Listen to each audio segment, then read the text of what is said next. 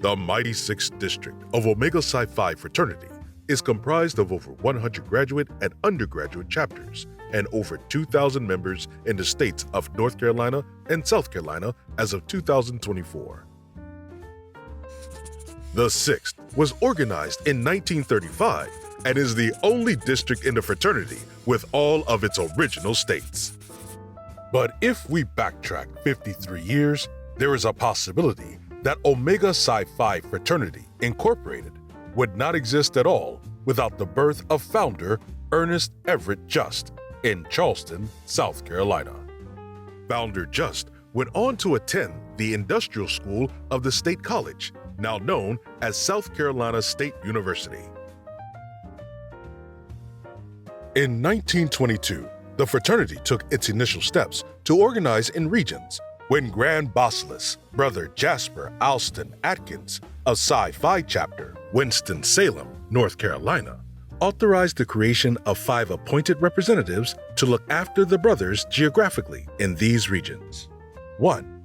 New England states. 2. Middle Atlantic states. 3. Central states. 4. Southern states. And 5. Western states. North and South Carolina would have resided in the Southern States region. Under the leadership of the first 6th District representative, Brother Stanley Herbert Adams of Pi Phi Chapter, Charlotte, North Carolina, the fraternity's first ever district meeting, called Omega Day, was held in 1929 in Greensboro, North Carolina. The Talent Hunt program was born in the 6th District.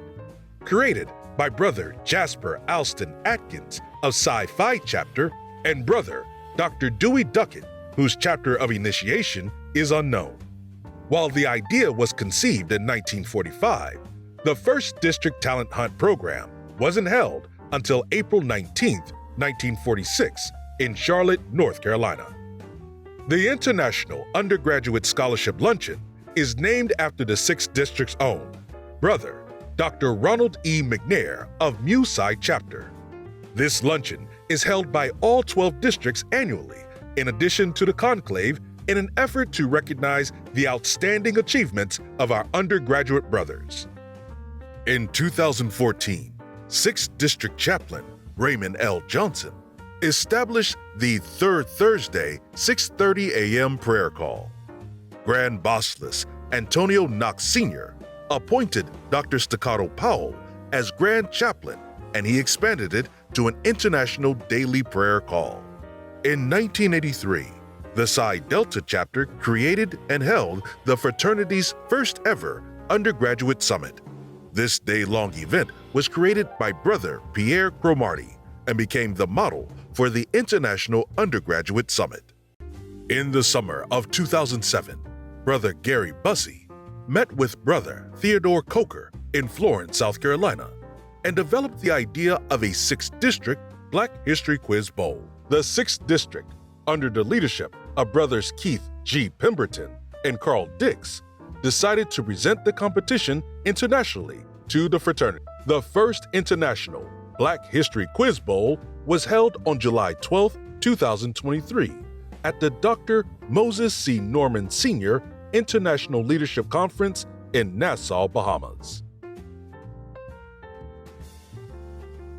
In 1933, in Durham, North Carolina, Beta Phi Chapter hosted the 21st Grand Conclave. In 1968, in Charlotte, North Carolina, Pi Phi Chapter hosted the 52nd Grand Conclave.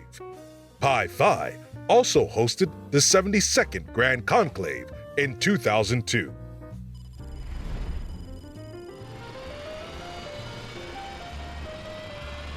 In 2010, in Raleigh, North Carolina, Iota Iota hosted the 76th Grand Conclave.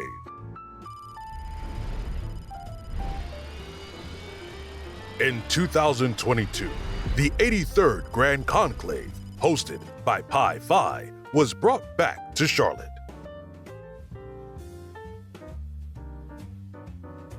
On December 5, 1921, the first undergraduate chapter, Rho Chapter, was founded at Biddle University which was renamed Johnson C. Smith University in 1923.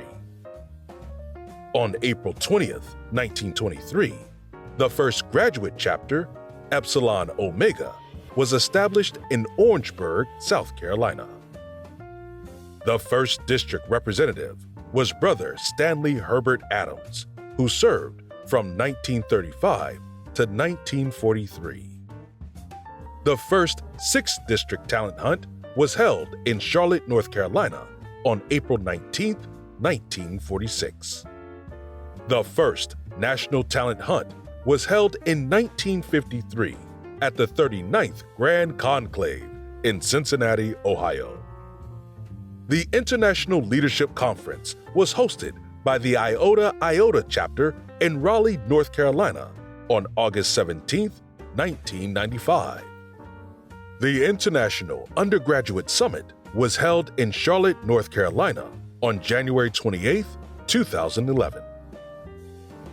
The 2011 Centennial International Graduate Large Chapter of the Year was Pi Phi Chapter, Charlotte, North Carolina.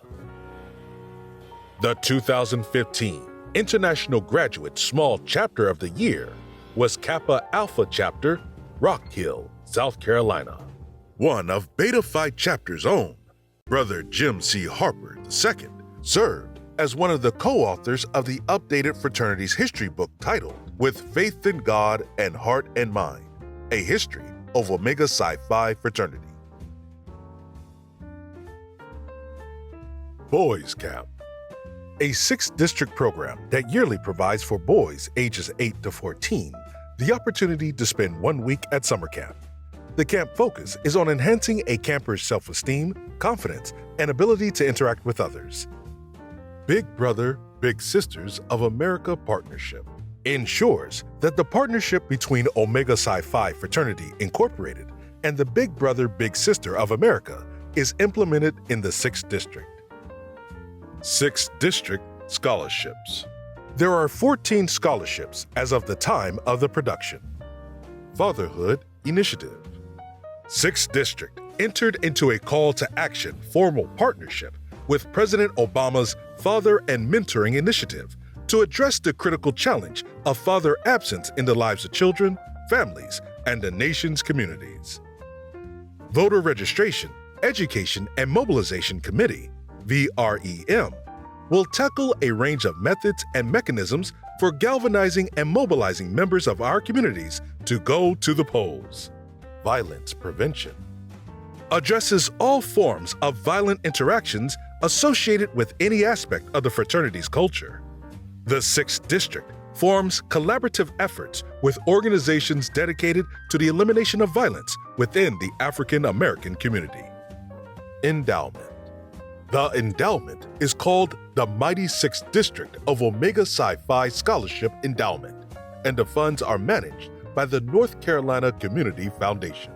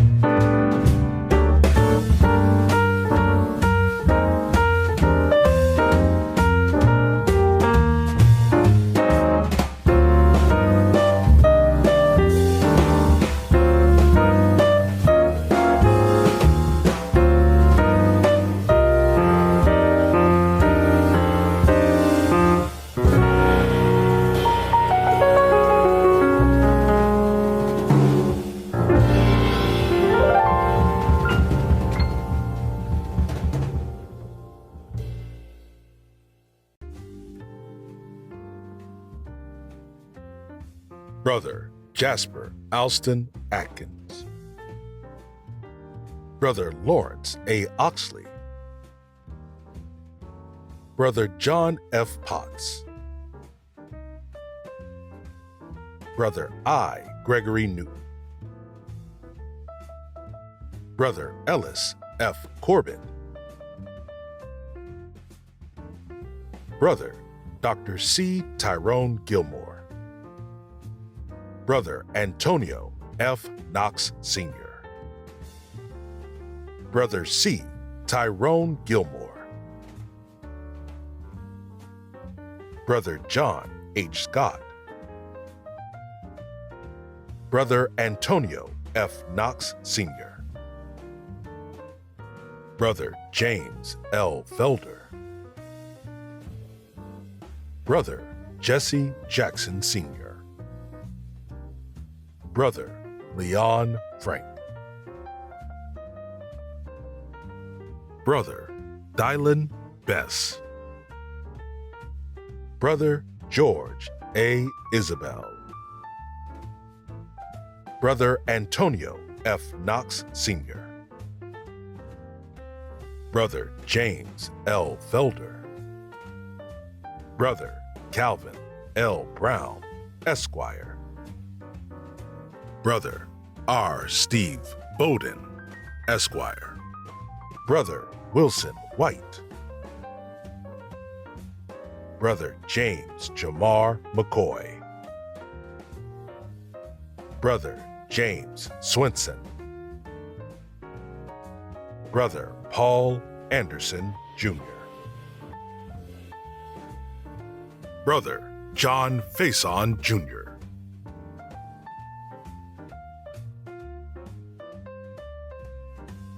The 26th District Representative, Brother Ulysses S.G. Sweeney III, established roots in Omega that became the tree in which the future generations of Sweeney men stemmed from. Well, one thing, I kept my children every Omega thing, which I did not miss, a district meeting, council meeting, and all my family were with me, which influenced my son, two sons, and my grandson to become Omega men. I thought that was a great accomplishment. I think the fraternity is doing a good job. I'm glad to see a lot of the younger folks come into fraternity. A lot of younger folks desire to get positions, and I think the DR is doing a good job in its position that he is now. And I think the cooperation is being given between the former DRs is good, and it could be better, and we will try to make it better. And we only want to do what the DR or his office or his staff want us to do. We don't want to interfere with the operation.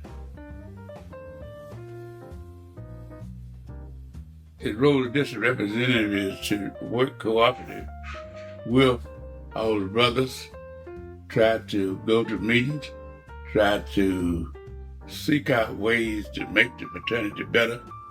And then if you have critical things to do, at least go to the meetings and discuss them, but don't criticize the fraternity.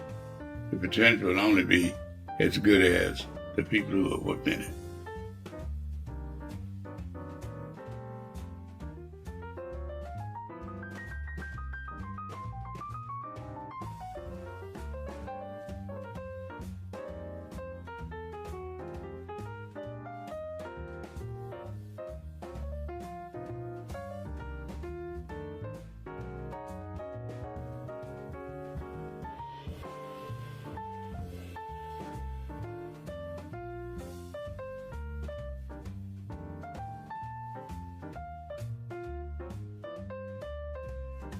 The 27th District Representative, Brother Robert C. Williams, remembers how Omega men stood out on the campus of North Carolina Central University at the Tau Psi chapter. We did marching. At that time, the Greek lines would assemble in front of the old cafeteria, and we would do whatever we were going to do there. And it was sometimes singing, sometimes shouting, and different little stuff. But we played a different role from what undergraduate fraternity folk play now.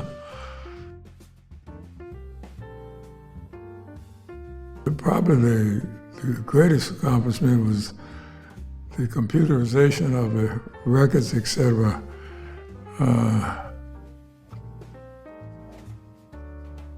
As a district representative. And Brother Scott was very instrumental in my getting that program adopted. I was in the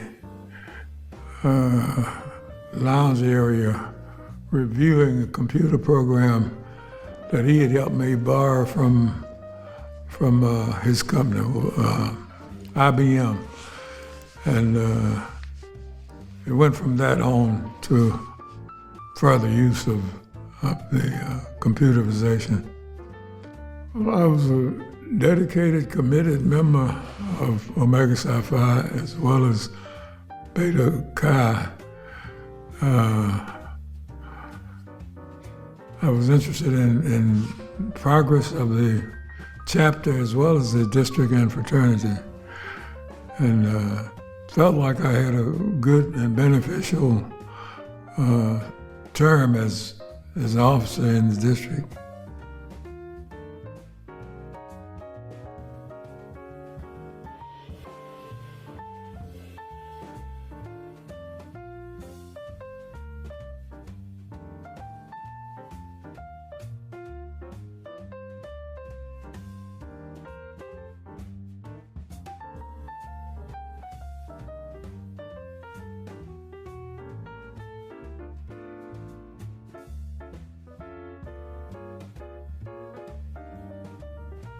The 28th District Representative, Brother Lonnie C. Holman, stood on the shoulders of 6th District Omega royalty.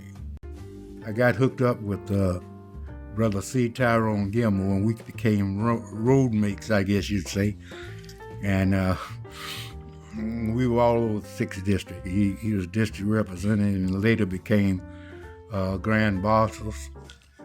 And we just ran together.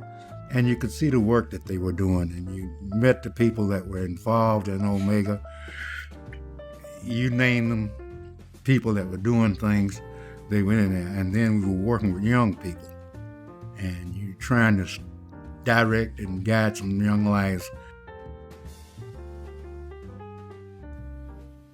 One proud thing that I did like about the 6th District is, as the DR, we did institute the QET's breakfast. We always had a breakfast for the brothers, but we never had it, so we instituted a QET's breakfast, and my wife took that on and did a good job with it for us, and I think we still have the QET breakfast at district meetings now.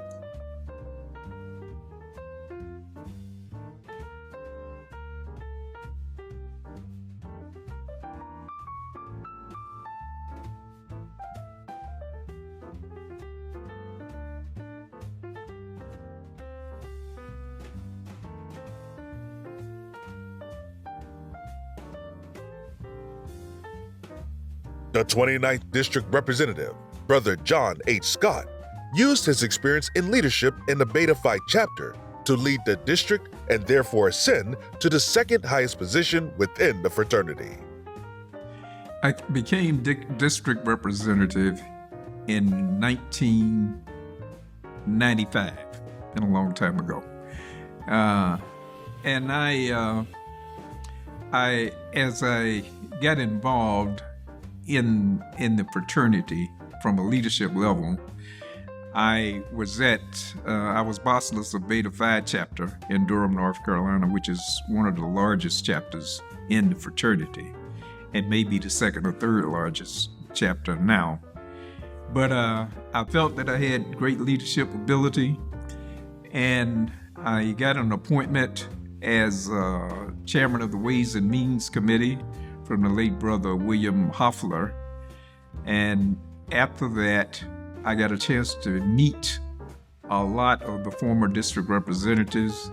They thought a lot of me, and I saw that they had a lot of fun together. I said, I'd like to be part of this. And so I did. And I'm very happy that I did as well. Because it's one thing about Omega. We work hard, but we also play hard. You know, we have these personalized plates. That was my idea. We didn't get it completed when I was district representative, but that's when it started. And I think Michael Borkin over in Raleigh, for when I left the office of district representative, he followed it up and got it to the point where it's just the plates are all over the place. And I found that out when I was DR and I'd visit other districts and I saw these Omega license plates. I said, we ought to be able to do that, you know? So I served two-year terms as first vice grand bacillus.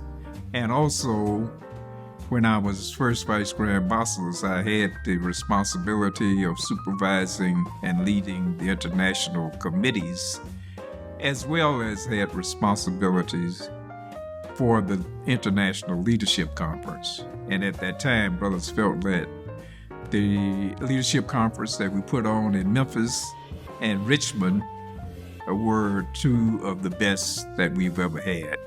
And in fact, brothers told me that, some told me that it was the best meeting that they had ever attended in Omega Psi Phi, and felt that it was done so well that they should be able to get some credit for it from their employer.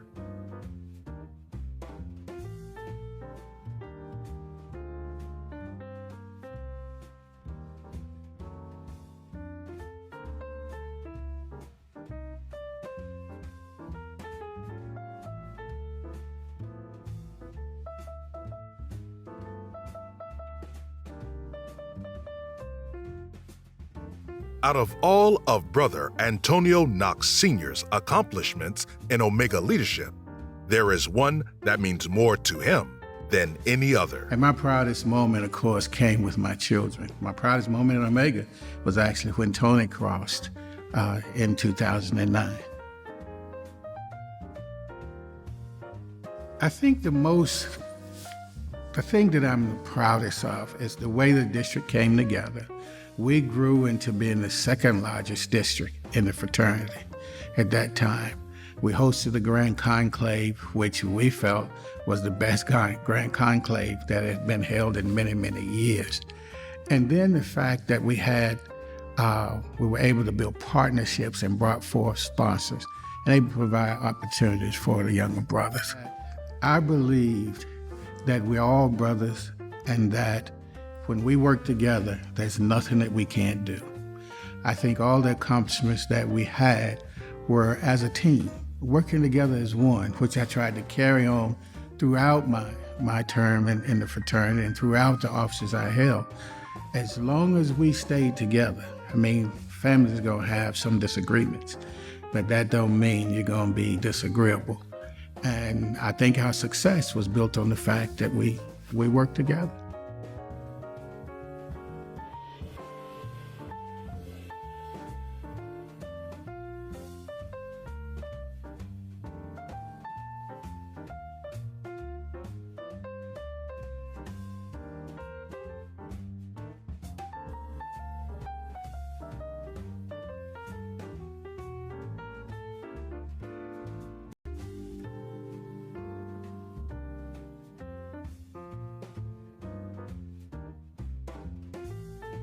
The 35th District Representative, Brother Charles Worth, had the privilege of bringing into the fraternity Brother Ronald McNair through the Mu Psi chapter. Brother McNair pledged in 1969. As it turns out, I had a blood brother on that line as well. So it was, Ron was a very smart, intelligent young man. Played saxophone like I played the saxophone when I was in college. He was very studious. Karate, of course, he was a black belt. So Ron, but he was an all-around good person. So it was just someone interesting that, we had no idea at that particular time, for instance, he was going to go on to do the things that he did, which we were very proud of. But I was glad to be a part of mentoring him, as you may say. Well, as far as the accomplishments, I was, with my background, being an administrator, it was more administratively in terms of being in DR. I say that in the sense that we had a team, and that team worked wholeheartedly and made me look good. So I really got benefited from my team, and I was glad I was able to appoint various individuals to various committees, such as Dr. Thaddeus Bell, when I initiated the health initiative, and then in terms of the MSP, we had a new chairman there, and there was a quiz bowl that we established and so forth. So those were the kind of things that I was able to do, as well as you may say, oversee in terms of the various chapters and their commit to our various missions as a whole for the fraternity.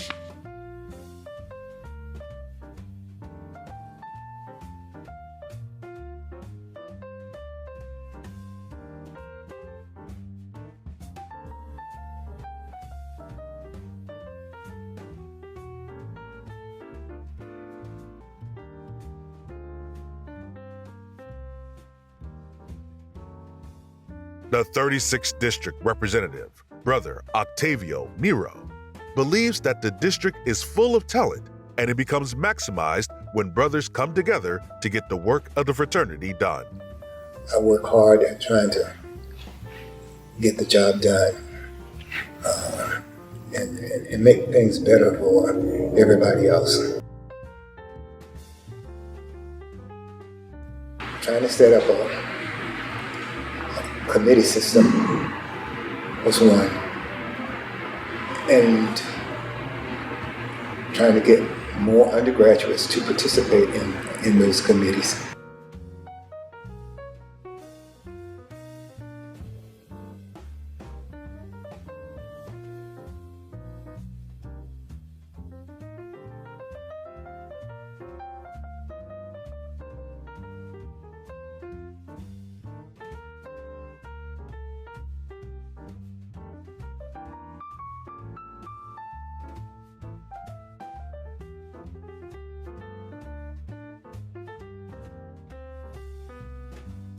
The 37th District Representative, Brother Victor L. Bruinton, was the youngest of 7 and grew up on a farm, and he feels that taught him hard work and accountability.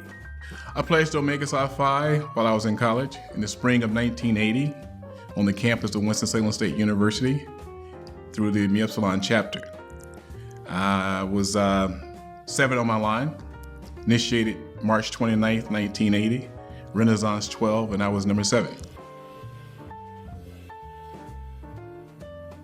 Well, as district representative, my platform of vision and progress in action helped to enhance the district image, the district esteem, and also the district brand. We did this through brotherhood, through unity and empowerment. Some of the things we did to effect that was we established the district MSP window.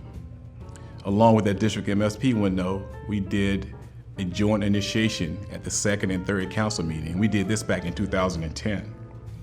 We established a Sunday morning worship service that we did at council meetings and annual meetings. We also established the opening session at council meetings on Saturday morning. We established the $100,000 6th District Scholarship Endowment. So some other proud moments we have, one of the things was standardizing district processes and procedures to help improve the operation efficiencies and effectiveness. We also established the 6th District Community Partnership Program at our annual meetings to help offer uplift to the local nonprofit organization. So the things that we did as a team just made the district much better. And these things are still in operation today.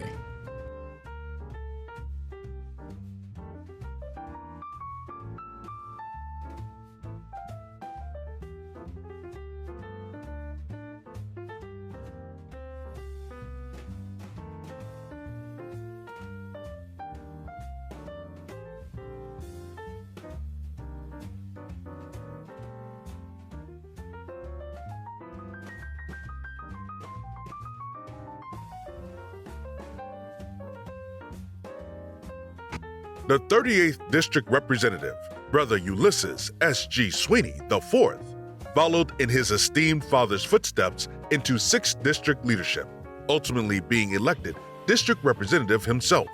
He speaks glowingly about his 84-year-old father.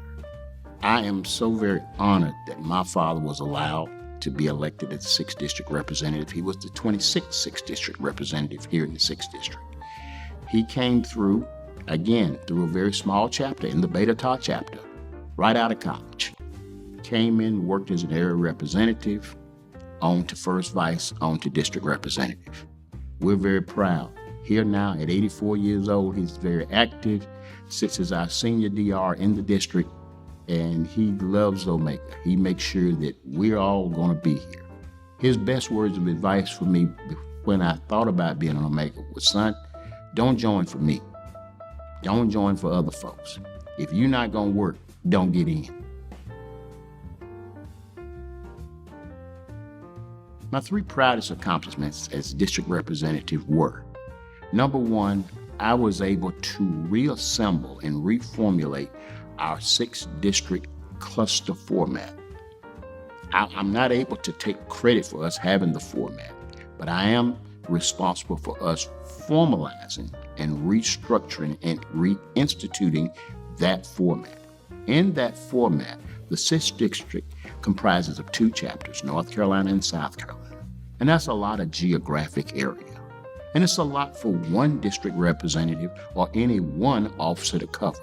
So we formalized a plan in which all of the executive team had areas they were responsible for to help break it up, to help manage it, to help the district representative be able to better serve the district and the fraternity. So he's not pulled in every direction at once. I'm very proud of that because that was very successful. And it led to what we have today with chapters working together. In most of our areas, there are large chapters, there are small chapters. There's resources, and there's not so fortunate. But in the cluster, everybody wins because as brothers, we pull together. When things happen, people don't ask you what chapter you're from. They know whether you're an Omega or not. And as Omegas, together, we get things done better. That was the primary. Secondly, I was able to institute back to where I remember growing up and what helped me see Omega in a bigger picture. So I reinstituted our children and family plan. In that, we've always had registration for families and for children. But as an organization, we had to pay for it. So we put fees attached, and we should. We have to pay for things. But in that, I wanted to not penalize children for coming to be with their families. So I wiped away the children registration fee. During my 2-term years, there was no fee for children to attend the annual meeting. While it was a minimal fee, it brought us more kids. And more kids got a chance to see their dads doing the formalized work of Omega. And I hope through that, it helps some young men and young ladies have a better understanding of who we were. Thirdly, I made a point to help not only revitalize chapters, but made sure chapters had input in what happened in the district. While we have quarterly and annual meetings for people to discuss, people deal with people. And it does no good to be the leader of the people if the people don't have your ear. So I traveled to a lot of chapters, spent a lot of time listening to a lot of people, and not just giving lip service, but hearing their issues and trying to put some action there. So if their action needed some attention, and that attention needed me to be there, we hit the road to show up. Not just during Achievement Week. When they had a local picnic, let's be there. If they had an issue involving something in their county, in their city, we showed up to show the district support. And from that, we carried that back to Supreme Council at IHQ to say, these are the issues we have in the 6th, and we want to make sure they were known, got some attention, and got some action. So I'm most proud of those 3 things.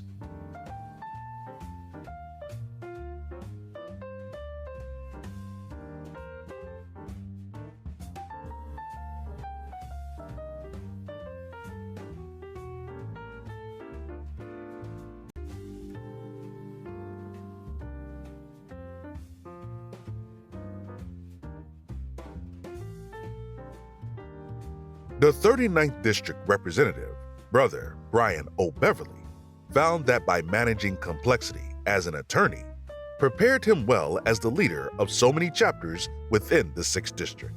But I really like what I do. I always joke that my practice area is probably more varied than anybody else's in the firm, just because I've done so many different things over the years. But it's never the same day twice. And I like that, just because every day is a different challenge. I don't enjoy just grinding over the same things day after day.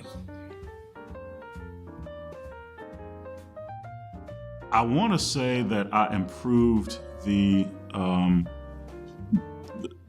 efficiency with which we conducted business in the district. We did our best to try to get work done before all the brothers got together so that meetings would be seamless.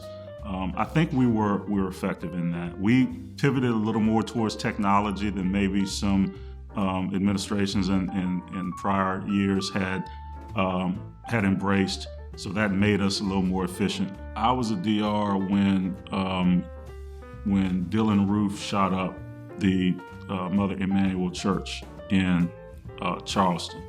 And I remember organizing the district and working with all of the DRs at the time on the Supreme Council and IHQ. The outpouring was immense. The outpouring from around the country was immense. And I remember going to Mother Emanuel soon after that tragedy, and just the wealth of emotions that you had. You had sadness, you had anger. A lot of brothers wanted to just retaliate or somehow strike a blow, on behalf of those 9 souls that were lost. And I remember having to navigate that tragedy, and some of it is a blur. I remember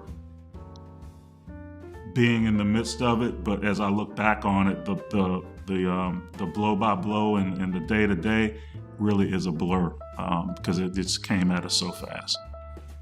What I would want brothers to remember is that I think, a brother's brother. I listened to concerns, did my best to address them. You can't placate everybody, right? Every idea isn't a good one, but I hope that brothers feel like their concerns were heard, even if we didn't always go in the direction that they wanted to go. I did some things that got probably some rebuke from former DRs, perhaps, in the ways that I did things, but I thought it was right for the district.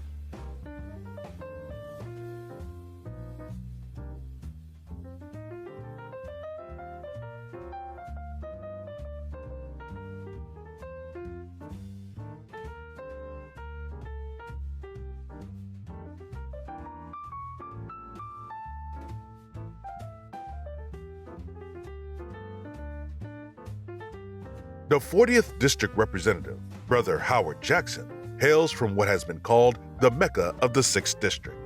His love for the Brotherhood of Omega shaped his time as District Representative. Fraternity life in Orangeburg, again, unique because you got 2 colleges there. You got South Carolina State, you got Claflin University, and you got Voorhees right down the road.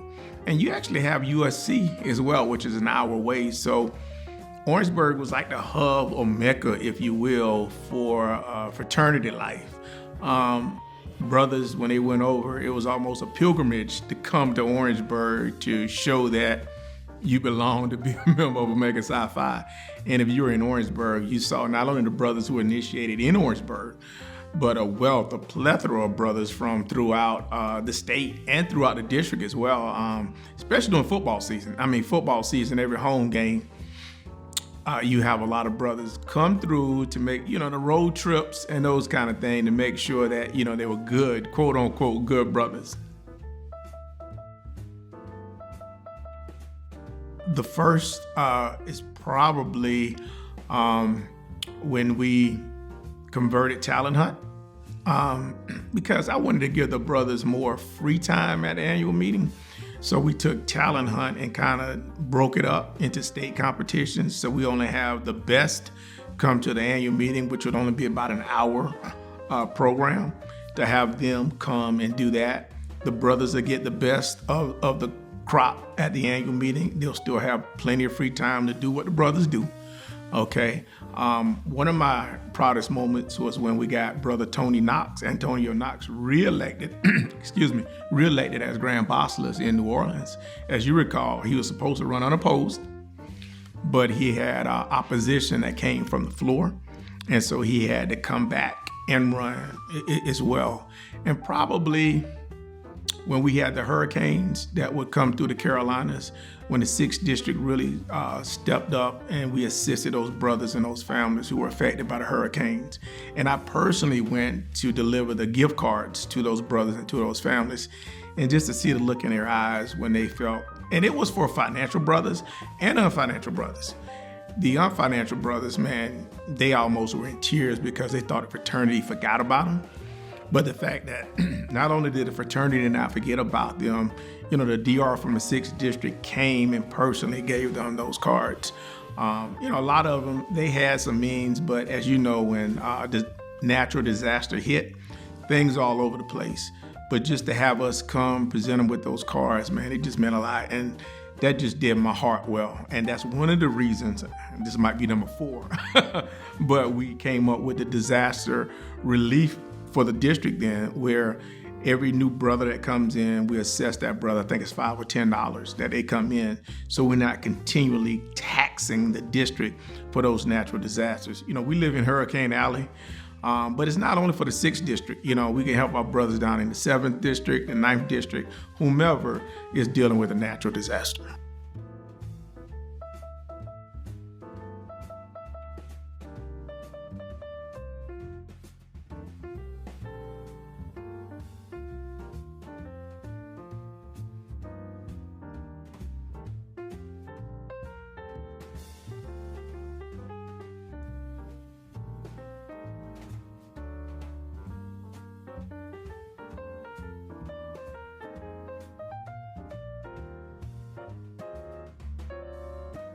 The 41st District Representative, Brother Melvin Mitchell, lives as he climbs both personally and how he led the 6th District. I made a commitment early on that if I'm blessed, I'm gonna give back. And I don't normally talk about the things that I do, even in my community or for kids, but since we're having this interview, I'm just gonna let you know, I've constantly been doing it for a long time. I give to individuals. Every year, I'm going to the schools, calling, look at, do you have any young men and young ladies who did not receive, or their parents does not have the ability to afford to give them some things for Christmas? And what I do is I go out and I get my daughter and a couple of teachers, look, let's go out and buy some things for the kids. Just let me know what it is, and we'll take care of it. That brings me joy, and people don't even know I do that every year. But that brings me joy because guess what? Someone was there to bridge the gap, who built that bridge so I can cross it. I just want to give some of it back because I've been blessed and highly favored. And I want to give some of it back. And I enjoy working with kids. We can't do it all ourselves. We don't have some of the expertise as some of the corporations, or our pocket's not as deep as the corporation. So I believe that you have to partner with them so that you can gain their knowledge and experience and their financial input to move your programs along. And so I was very proud that by partnering and having them engaged, we were able to do a lot more, because what they did, they brought the financial backing and some expertise to us that we needed to implement our program, such as the boys camp, for example. By being able to come in and provide some financial support for that is very important, because what we want to do is try to reach as many young men as we possibly can, so that we can come in and show them that there's more than one there's more than one way you can do something in terms of being successful. There are some positive things that we can show you that can help you in your life skills. And a lot of times the young men are just looking for someone to give them some guidance. And so by having that corporate sponsor there to help add to the financial part for us was well worth it. I mean, it helped us to do a lot more and reach a lot more individuals in terms, especially within our young generation.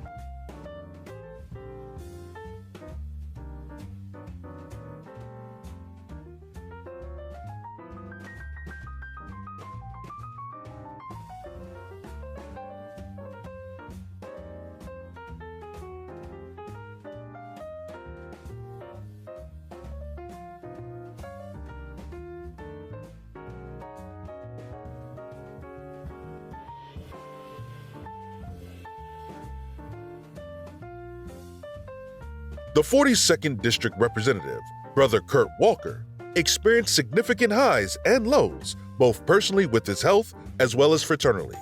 He confronted challenges when he entered Omega, which prepared him to lead as a district representative. When I was in college, I gotta admit, it was a difficult time. We were a small chapter. I wanna say our chapter was probably somewhere in the single digits, maybe 12 members. We were 5 members when we came in the chapter. And then unfortunately, we got suspended when I was an undergrad. And that really motivated me to become an active member when I got into college, because sitting on the sidelines, it made me say, you know what? I got to make sure I get myself on track. And that's probably why I became the 42nd District Representative. You can hear from my voice, I've been having some health challenges, so it's been a very challenging year, to say the least. I'm still coming back from that. I would say is an experience. Having suffered several strokes, heart attack, and I'm still on the mend. So hopefully from this video, brothers can see through that, or anybody who views this video. And I would say still as an Omega man, if anything I learned from the fraternity is to stay humble and to keep striving. So I live my life by those cardinal principles each and every day. I would say if I had to challenge brothers to remember something about me, I would say, man, that Brother Walker tried his best in the time that he had to make an effective and an impactful change in the time that was allotted to me. Being part of the brotherhood that was in this pandemic environment, it taught me a whole lot.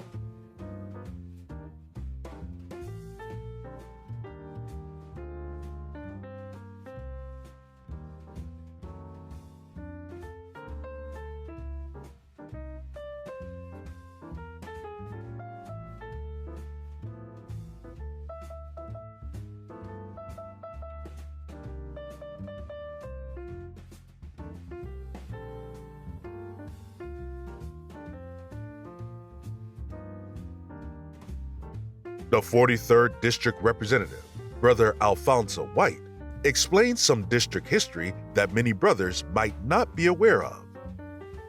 I pledged in the intermediate chapter, Lambda Kappa chapter, and let me just give you a little history about how Lambda Kappa chapter came about. During my freshman year, 1975 through 1976, Tau Psi chapter, which is chapter at North Carolina Central, got in some bad blood with the administration. And the administration gave them the death penalty, stating they would never come back to NCCU campus. But then the district representative at that time decided that, Robert Williams, who was a member of Tall Psi, and he just didn't like that the chapter got kicked off forever. So he petitioned IHQ to bring in an intermediate chapter at North Carolina Central. But there was one stipulation. Everybody on that line had to be undergraduate students at North Carolina Central University. So again, that line ended up having that chapter ended up having 2 lines, Metamorphosis 29, and my line, The Difference 15. So again, now Tall Psi is back on the yard, so Lambda Kappa is kind of in active mode. My vision is to bring in more business models to the 6th District. You know, we are what I'll say a senior traditional type fraternity. And as I look at my vision and say, okay, if we take some of the business model and just change the way we do things, we can get a lot more done. So that's what my vision is, develop a strategic plan, which we have, and that strategic plan is good for the next 3 years. And then, like I say, within that strategic plan, have a lot of business model, a lot of partnerships, you know, selling our brand. You know, a lot of times we just give our brand away with Omega Psi Phi. So my vision is to say, okay, if a company wants to partner with us, let's sell our brand to them. Just don't give it to them. Let's sell it to them. And like say, okay, you pay us to use our name. So it's been working thus far. Well, you just hit the nail on the head. Is to bring about good brotherly friendship leadership, but yet keep business at the forefront of it. You know, our friendship and business can run hand in hand. A lot of people don't see it that way. And that's what I want the brothers to know. Hey, I like to get out just like everybody else, but when it comes to the business of the fraternity, hey, I'm a businessman.